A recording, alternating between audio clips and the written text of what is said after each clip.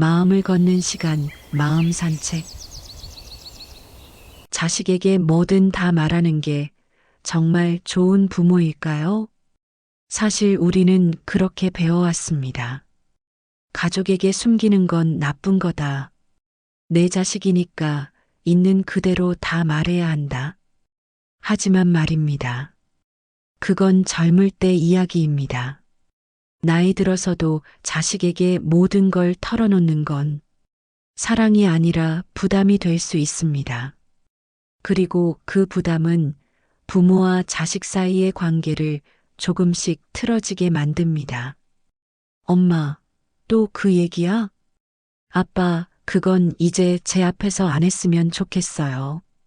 이런 말 혹시 들어보신 적 있으세요? 그 말 속에는 사실 부탁이야. 나한테 너무 많은 걸 기대하지 마세요. 라는 뜻이 담겨 있습니다. 우리는 나이가 들수록 자식의 위로보다 내 평온한 하루가 더 중요해집니다.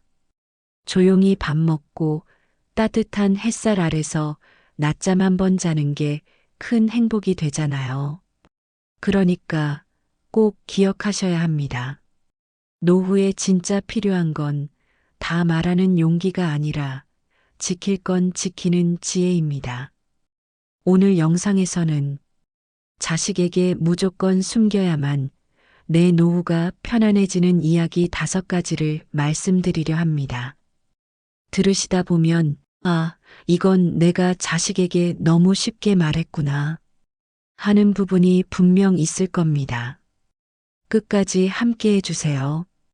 당신의 노후를 더 평온하고 단단하게 지켜줄 이야기가 시작됩니다. 내가 가진 돈 절대 다 말하지 마세요.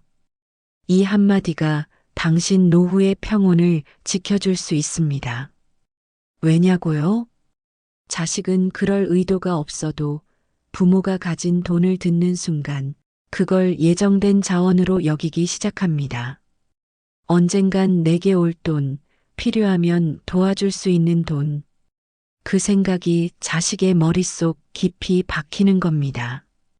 서울 강서구의 한 60대 여성, 은퇴 후 억대 퇴직금을 받았고 그 사실을 자식에게 숨기지 않았습니다. 며칠 지나지 않아 아들이 조심스레 말을 꺼냈습니다. 엄마, 나 가게 하나 해보고 싶은데 보증금 좀 보태줄 수 있어? 안 도와줄 수 없었죠. 그렇게 7천만 원을 빌려줬습니다. 하지만 사업은 1년도 안 돼 망했습니다. 그리고 아들은 말했습니다. 어차피 엄마 돈 많잖아. 조금 더 도와주면 다시 일어설 수 있어. 여기서 중요한 건 아들이 나쁜 사람이라는 게 아닙니다. 인간의 심리는 특히 가장 가까운 사람에게는 무한한 의지와 기대를 품게 돼 있다는 것. 부모가 가진 자산이 전부 드러난 순간 자식은 그 돈을 언젠가 자신이 쓸 수 있는 것으로 착각합니다. 이게 얼마나 위험한 일인지 아세요? 이 기대는 점점 커지고 결국 자식은 스스로 책임지는 법을 잊어버리게 됩니다. 부모의 존재가 인생의 보험이 되어버리는 거죠. 그러다 부모가 진짜 필요할 때 정작 자식은 아무것도 해줄 수 없습니다. 왜냐면 이미 다 써버렸으니까요. 여기서 꼭 짚고 넘어가야 할 건 당신이 가진 돈은 단순한 숫자가 아니라 노후를 지키는 가장 확실한 안전망이라는 겁니다.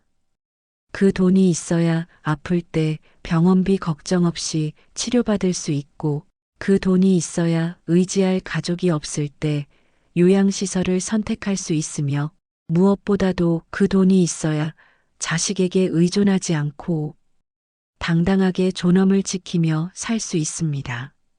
돈이 있어서 행복한 게 아니라 필요할 때 내 돈을 쓸 수 있어서 편안한 거다. 이 말을 꼭 기억하세요. 동양고전에는 이런 말이 있습니다. 부모의 재산은 주는 것이 아니라 남기는 것이다. 주는 순간 부모의 권위도 자식의 책임도 함께 무너진다는 뜻입니다. 그러니 기억하세요. 지켜야 할 건 돈이 아니라 당신의 존엄입니다. 그리고 그 존엄을 지킬 수 있는 마지막 희망이 바로 숨긴 노후 자금입니다. 내 건강 상태 낱낱이 말하지 마세요. 이 말은 차가워 보일지 모르지만 오히려 자식과 더 오래 따뜻한 관계를 유지할 수 있는 지혜입니다.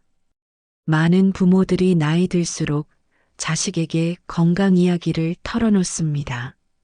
오늘 병원 갔는데 혈압이 좀 높더라. 요즘 어지러워서 큰 병 생긴 거 아닐까?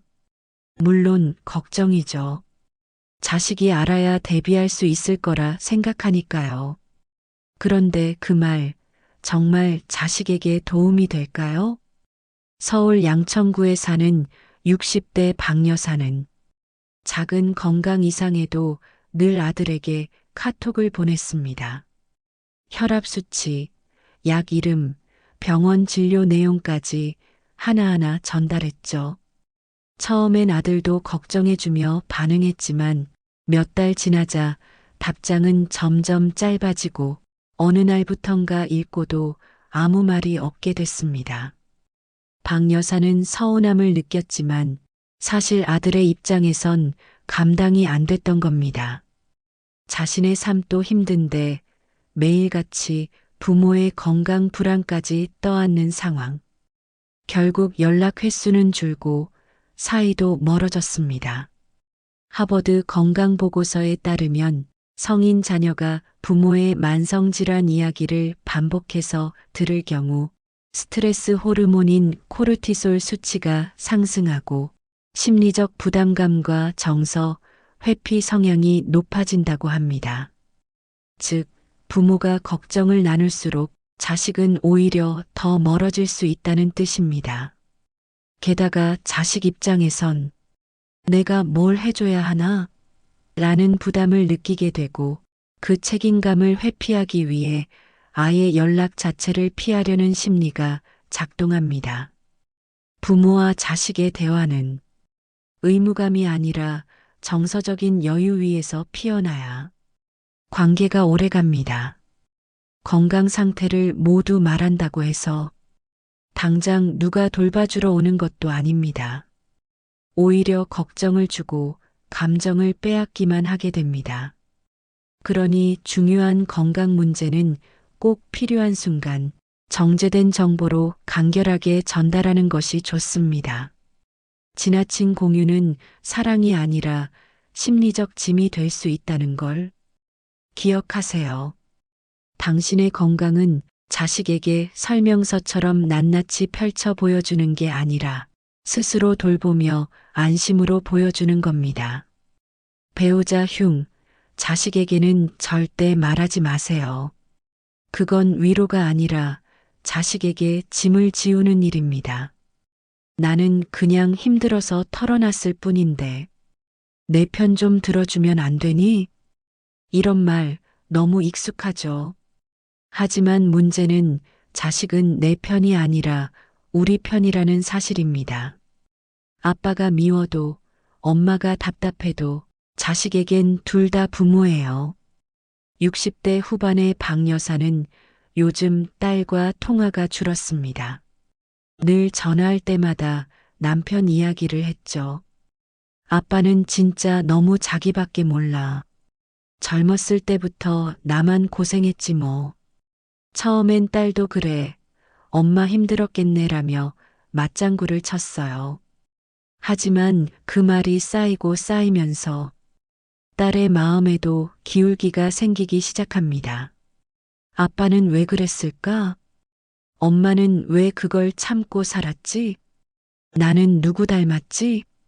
결국 딸은 부모 모두와 감정의 벽이 생겼고 명절에도 급한 약속이 생겼다며 연락만 남긴 채 오지 않습니다. 심리학자들은 말합니다. 자식에게 부부 불만을 털어놓는 건 감정의 삼각관계를 만드는 일이라고요.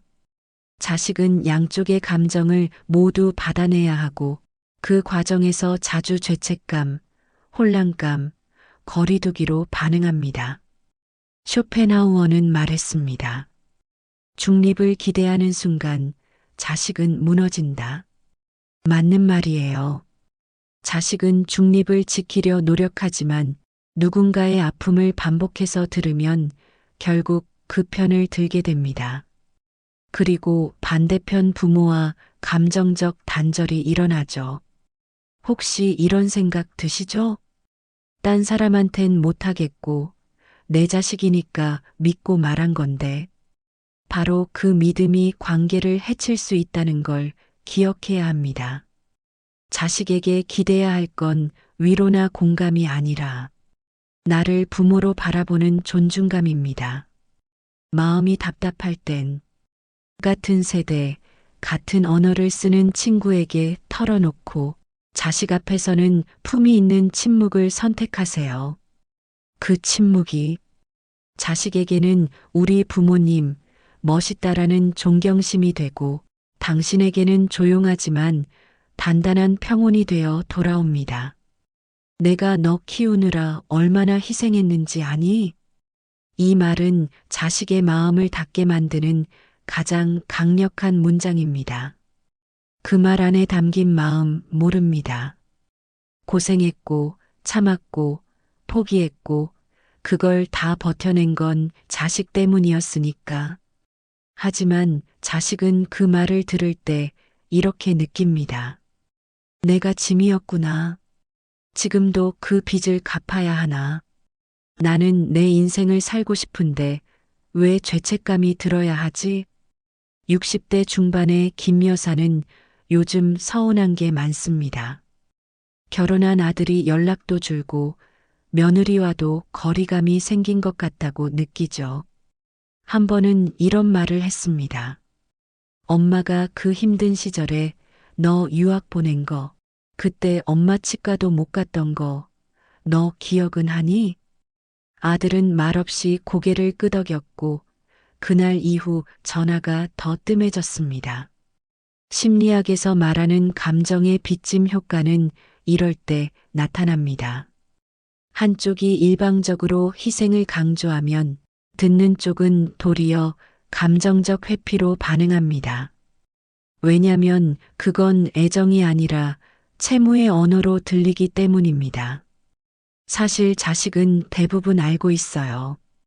부모가 자신을 위해 얼마나 힘들었는지, 어떤 걸 포기하고 버텨왔는지. 하지만 그걸 말로 들을 때마다 감사는 사라지고 부담이 남습니다. 그리고 그런 말이 반복될수록 자식은 부모를 사랑의 대상으로가 아니라 필요한 관계로 느끼게 되죠. 논어에 이런 말이 있습니다. 부모의 공은 말하지 않아도 자식이 느끼게 하라. 그게 진짜 깊은 존경을 끌어내는 방법입니다. 말로 인정받으려 하지 말고 자식이 스스로 돌아봤을 때 우리 엄마 아빠 정말 대단했다는 마음이 들도록 당당한 삶의 태도로 보여주시는 게 더 깊게 남습니다. 당신의 희생은 설명하지 않아도 충분히 위대합니다. 그걸 꺼내 말하는 순간 위대함은 때로 원망이 되기도 하니까요. 내 외로움 자식에게 기대지 마세요. 자식은 부모의 정서적 구원자가 아닙니다. 하루 종일 혼자 있었어. 이 나이에 말 붙일 사람도 없어. 그래도 내 목소리 들으니 산다. 이런 말 나도 모르게 자주 하고 계시진 않나요? 물론 외롭습니다. 노년의 외로움은 누구에게나 자연스럽고 인간적인 감정입니다. 하지만 그 감정을 자식에게 매번 기대는 순간 그 관계는 위로가 아닌 무게가 됩니다. 미국 심리학회의 연구에 따르면 성인 자녀는 부모의 반복적인 정서적 기대에 감정적 탈진을 느끼며 이를 피하기 위해 연락을 줄이거나 거리두기를 택하는 경향이 높다고 합니다. 한 상담 사례에서는 60대 중반 어머니가 딸에게 하루에도 몇 번씩 전화를 걸어 혼자 있는 게 너무 힘들다. 죽고 싶다는 생각도 든다는 말을 반복했습니다. 처음엔 딸도 죄책감에 전화를 다 받아줬지만 결국에는 이민을 결심했습니다. 그녀는 말했습니다. 내가 엄마한테 아무 도움이 안 되는 사람 같았어요. 도망치고 싶었어요. 외로움은 나눌수록 줄어든다고 생각하지만 자식에게 그 외로움을 의무처럼 짊어지게 하는 순간 그들은 부담을 느끼고 도망치고 싶어집니다. 자식에게 사랑받고 싶으시죠? 그렇다면 외로움을 나누기 전에 스스로의 일상에 중심을 잡는 힘이 필요합니다. 하루에 한 번 햇살 받으며 걷는 산책, 동네 도서관에서 펼쳐보는 책 한 권, 가볍게 웃으며 나눌 수 있는 친구 한 사람.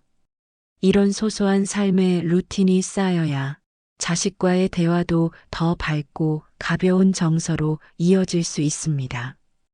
프랑스 철학자 라 로슈프코는 말했습니다. 외로움을 견딜 줄 아는 자만이 관계에서도 자유롭다. 자식은 부모의 정서적 도피처가 되어선 안 됩니다.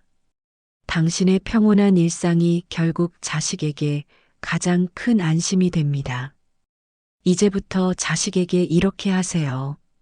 우리가 이야기한 5가지, 내가 가진 돈, 건강 상태, 배우자 불만, 예전의 희생, 외로움. 이걸 자식에게 쏟아놓지 않기 위해서는 마음의 중심을 내 안에 다시 세워야 합니다. 첫째, 나를 위한 비밀은 지켜도 됩니다. 모든 걸 말해야 좋은 부모라는 생각, 이제는 내려놓으세요. 노후는 평온함이 생명입니다. 그 평온을 지키기 위해선 침묵도 용기입니다. 둘째, 자식과는 거리를 두고 품격은 유지하세요. 적당한 거리에서 적당한 걱정만, 간섭이 아닌 관심으로, 조언이 아닌 믿음으로 대하세요. 존경받는 부모는 잔소리보다 자신만의 삶을 사는 사람입니다. 셋째, 당신 인생의 주인은 여전히 당신입니다. 자식이 크고 나면 부모의 삶도 끝났다고 생각하기 쉬워요. 하지만 진짜 중요한 인생은 지금부터 시작입니다.